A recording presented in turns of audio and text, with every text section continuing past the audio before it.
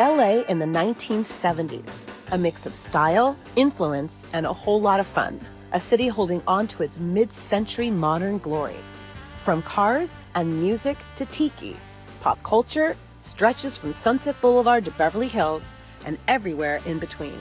LA was a very different place. When I was growing up, it was more of a village. Beverly Hills, a city which is in the confines of Greater Los Angeles. You had like theme restaurants like Alphonse or the Luau. And it's all confined in an area just a little bit over 5.5 square miles. The Luau was like a shack, a glorious shack, like right on Rodeo Drive where the Rodeo Collection is today.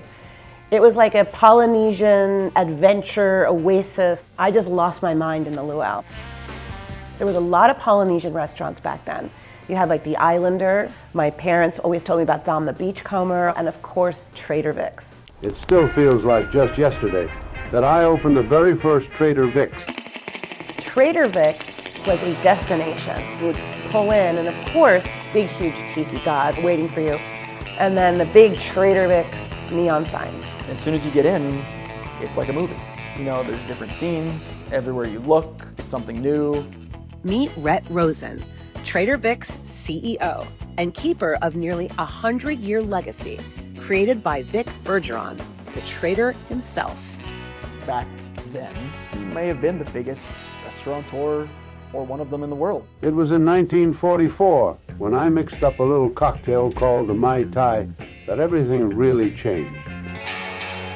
He was a showman.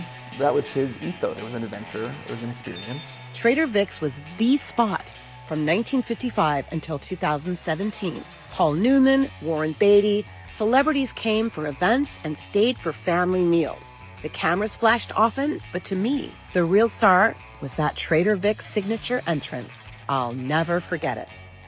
It seemed the era for exotic-themed restaurants was over. It's very hard to try to recreate magic, right? Because that's what that was. It was magic. Tiki is like the escapism version of craft cocktailing. And now escapism and Tiki culture is back. Cheers. Of course. To the Lucky Tiki. To the Lucky Tiki. In some ways, my friend Bobby Green has carried the torch Trader Vic first ignited. He's the creative force behind the Lucky Tiki in West Hollywood and Highland Park. Back in the 90s, Bobby opened a Tiki-themed coffee shop named Cacao, and in a way, brought Tiki back to LA.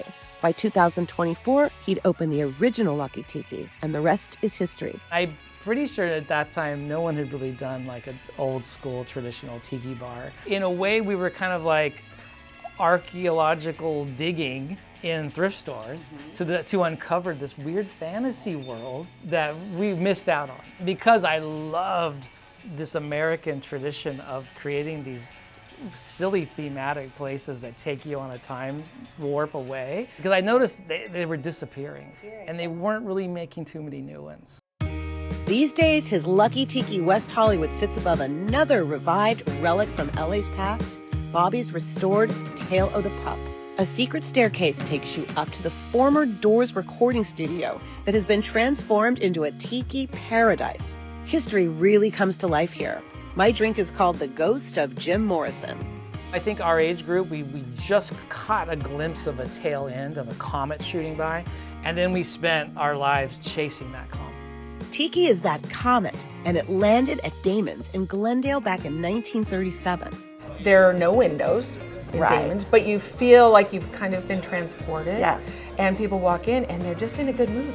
Damon's is a steakhouse, but as you'll notice from the moment you enter, it's a Polynesian paradise. Luckily, I had the GM, Ivana Prince, to show me around. Oh, look at this mural. Yeah, these are very, very special. Very special. Who painted those? Bettina Byrne is her name, and she did them on canvas and then rolled them out onto the walls. Oh my God. So these actually are paintings. Those are works of art.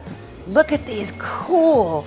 These are nuts. Aren't they great? They're little pieces of glass. I know, they're acrylic pieces, all different colors. Yeah. Everywhere I looked, there was something special to catch my eye. But aren't they? They're just so of the era. very much like 50s, so. 60s. Yes. But I am obsessed with this lamp. Look at the seahorse. Then it was time for drinks.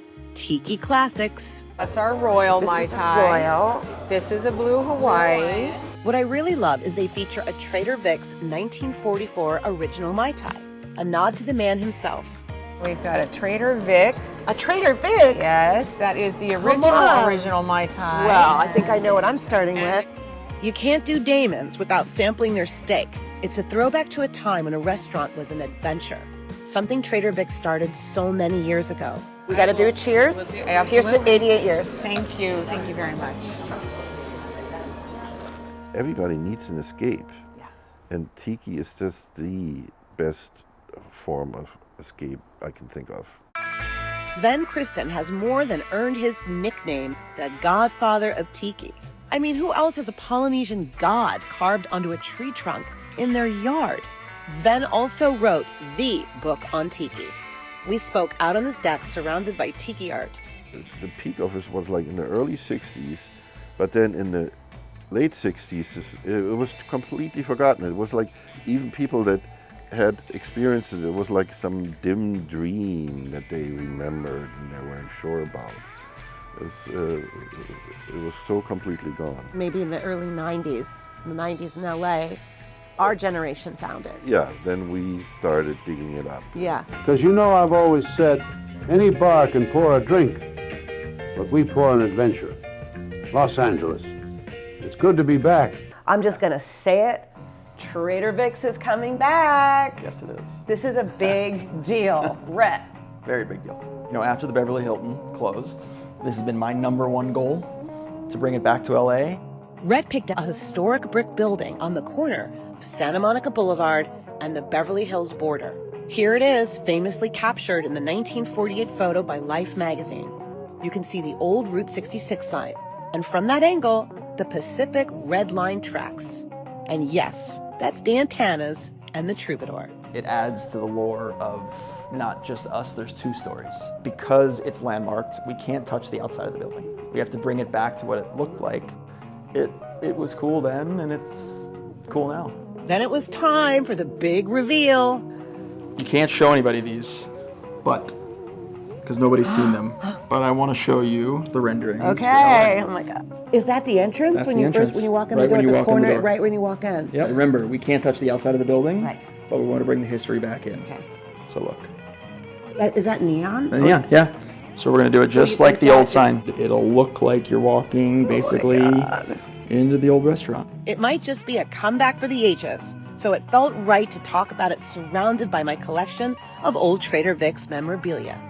To Vic's credit, it's just wild to see how what he came up with almost 100 years ago Amazing. is not out of style. You know, I collect photographs Yeah. of LA, and so this is one of my favorite. Obviously, it's 1957, where it says the Traders, The Traders. right? So anyway, I wanted to give this to you. Oh, that's very nice of you. Thank you so much.